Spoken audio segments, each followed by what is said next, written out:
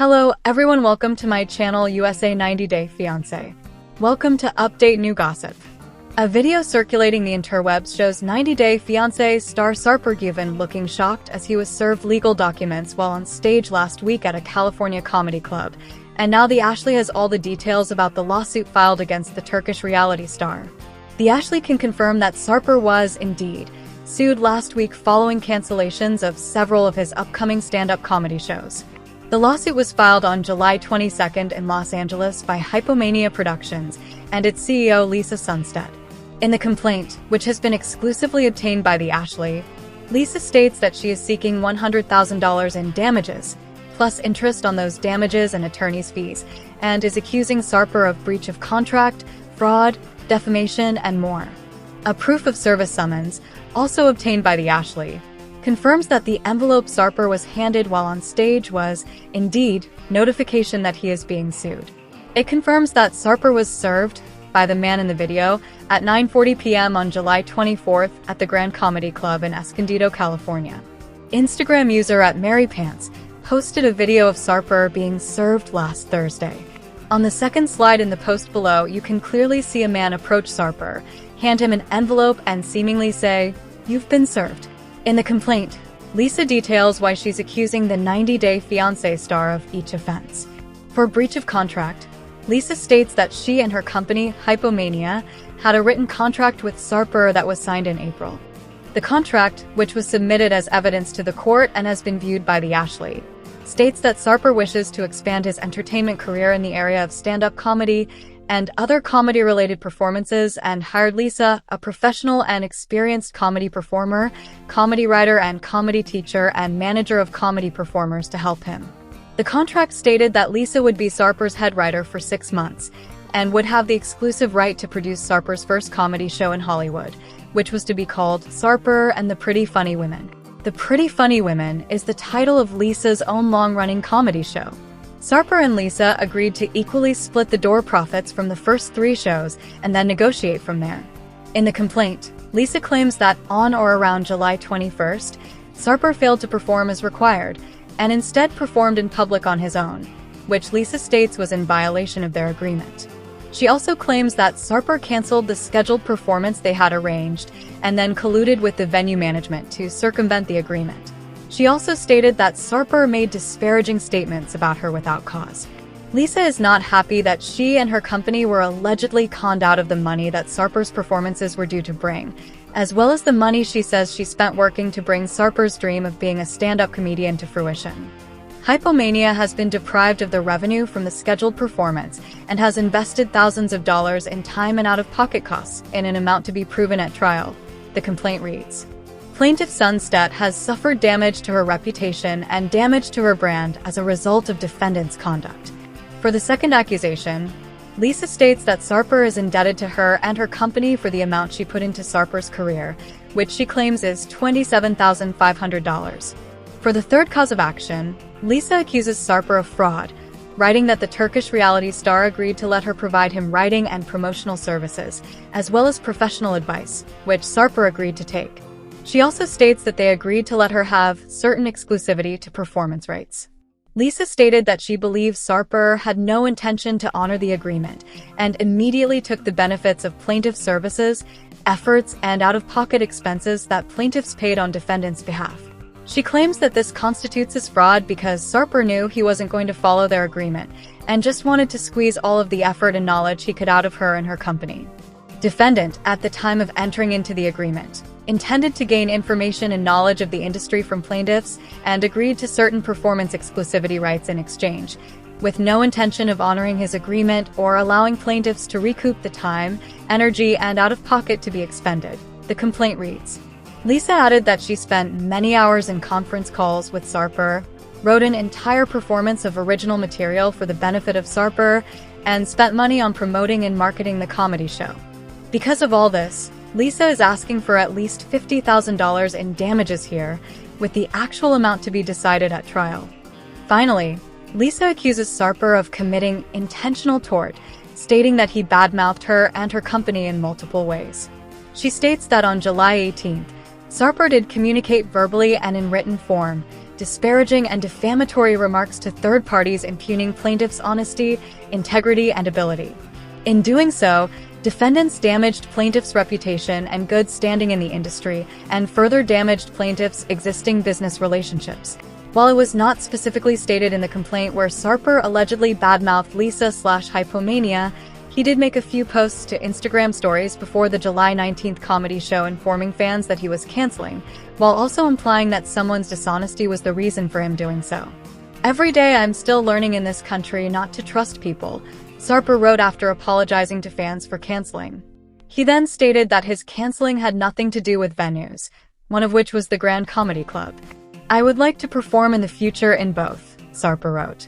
Sarper's wife Shakina also posted to Instagram stories, defending Sarper while also badmouthing someone whom she blamed the cancellation on. Neither Shakina nor Sarper ever actually mentioned Lisa by name here, though.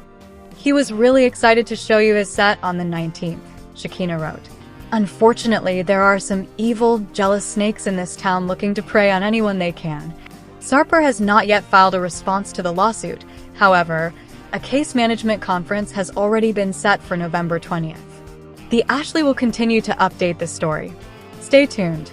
Trigger warning. This story contains mentions of domestic violence. Shakina Garner is standing firm on her decision to forgive fiancé Sarper Güven for ripping out her hair extensions during an argument that occurred while filming the current season of 90 Day Fiancé, The Other Way. As viewers saw on Monday's episode, Shakina and Sarper met up to discuss the altercation, which had taken place days earlier. While chatting, Sarper complained that he was having difficulty sleeping because he was overthinking non-stop about their latest argument, to which Shakina reminded her fiancé that his own actions had caused these ailments. Shakina then detailed what had occurred during the incident. "Sarper, you ripped my hair extension out of my head," she said.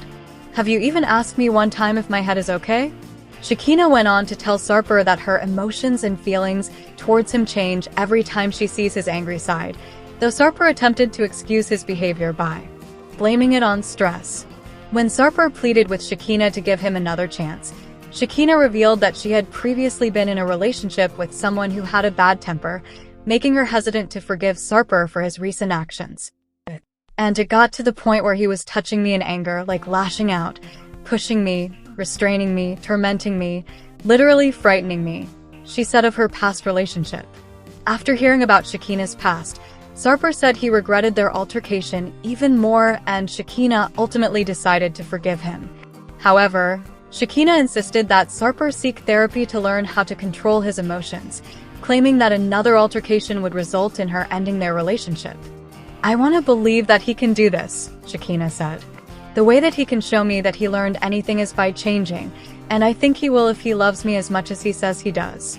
Following Monday's episode, Shakina posted a photo of herself and Sarper to social media, defending her decision to stay with Sarper. "I choose understanding, forgiveness, and resilience to cherish our love that outweighs any discord," she wrote. "Our connection is measured by how we rise above confusion." Shakina's post garnered many comments from viewers criticizing her choice to forgive Sarper, with some fans even calling her a victim. "I'm not a victim and never have been," Shakina responded to one comment. "My choices are mine and I don't regret them." Sarper also joined the comment section convo, with an odd statement that Shakina went on to co-sign. "The woman who F up all my chemistry, habits, life principles, am I regretful? Absolutely not," Sarper wrote, to which Shakina replied, "A better man emerged from the bad boy image, and I'm so thankful for that." As fans know, this isn't the first time Shakina has come to her man's defense. Back in July, she went to bat for her Turkish boyfriend against people whom she claimed slut-shamed him for admitting that he had slept with more than 2,500 women. "I think it's terrible in this day and age to be essentially slut-shaming people, which is what that is when you're judging someone based on their body count," she told a TMZ reporter who questioned her about Sarper's past promiscuity. "That's so demeaning and so wrong. He's a grown man," she continued. "He wasn't doing anything wrong." Shakina also commended her high body count boo for being honest and forthcoming about his sexual history, arguing that Sarper was an attractive man who took advantage of the fact that he could sleep with almost anyone. New episodes of 90 Day Fiancé The Other Way air Mondays on TLC. Get ready for a new season of 90 Day Fiancé, featuring a cast of couples who are literally going the distance in the name of love. TLC has announced that Season 11 of 90 Day Fiancé will premiere next month, with 3 geographically challenged couples making their return to the franchise, 3 new pairs making their debut, and 1 throuple, sure to add something extra to the TLC series. Returning to the 90 Day Fiancé franchise this season are Shekinah of Los Angeles, California, and Sarper of Istanbul, Turkey, who fans last saw 90 Day Fiancé the other way. Now that Sarper is relocated to Los Angeles, he must prove to Shekinah that he can adapt to his new environment without resorting to his reckless habits of the past. Sarper is also tasked with winning the approval of Shekinah's family, including her daughter, Sophie. On the upcoming season, Sarper and Shekinah's love will be tested, and the pair must decide if they're truly ready to commit to each other and to building a life together in the United States. Also returning for another 90 Day Fiancé run are Aaliyah of Rio de Janeiro, Brazil, and Sean of Los Angeles, who previously appeared on 90 Day Fiancé Love in Paradise. While Aaliyah and Sean are finally together in America, their struggles are far from over. In addition to their 30-year age difference, Sean has kept much of his relationship with Aaliyah, who is a trans woman, a secret from his friends and family. Sean will also have to work through his internal struggles relating to Aaliyah's transition, as she explores surgical options in the upcoming season. Jessica of Torrington, Wyoming, and Juan of Cali, Colombia, are the final couple making their return this season, fresh off of 90 Day Fiancé Love in Paradise. This season, viewers will see Juan move to Wyoming to join Jessica and the couple's infant son, as well as his soon-to-be stepsons. Juan's new life also includes a major role shift from carefree bartender on a cruise ship to full-time father. Tensions will rise as the couple work to adjust to their new family dynamic, and Jessica begins to doubt Juan's loyalty to her. Mark of West Ossipee, New Hampshire, is a 59-year-old divorced pilot who is instantly captivated by 34-year-old Mina of Paris, France. The long-distance lovers, who share a 2-year-old daughter, are finally ready to reside in the same country. However, Mina's move to the U.S. will require her to temporarily leave behind her 9-year-old son until his passport is processed in Paris. In addition to Mina dealing with being separated from one of her children, she will also have to deal with Mark's daughter, Jordan, who remains skeptical of Mina's intentions with her father. Maudie of Tehran, Iran, and Stevie of Hattiesburg, Mississippi, met when Stevie was teaching online English classes and Maudie was her student. After a whirlwind transcontinental romance, Stevie is preparing to bring Maudie to the United States so the two can marry, despite having only spent a week together in person. Due to the complicated political climate, however, Maudie moving to Mississippi may ultimately jeopardize his chances of ever returning to Iran, leaving him feeling homesick and Stevie concerned for their future. On the upcoming season, fans will also watch as Maudie uncovers unsettling truths about the woman he loves, leading him to question his decision to come to the U.S. even more. Joan of Kampala, Uganda, and Greg of Islip Terrace, New York, fell in love while Greg was vacationing in Uganda. Greg is ready to bring Joan to the U.S. so they can build a life together, though doing so will require Joan to adapt to Greg's way of life, which currently consists of living with his overbearing mom and not having a stable job. Meanwhile, Joan is a highly educated NGO director in Uganda who values both stability and security.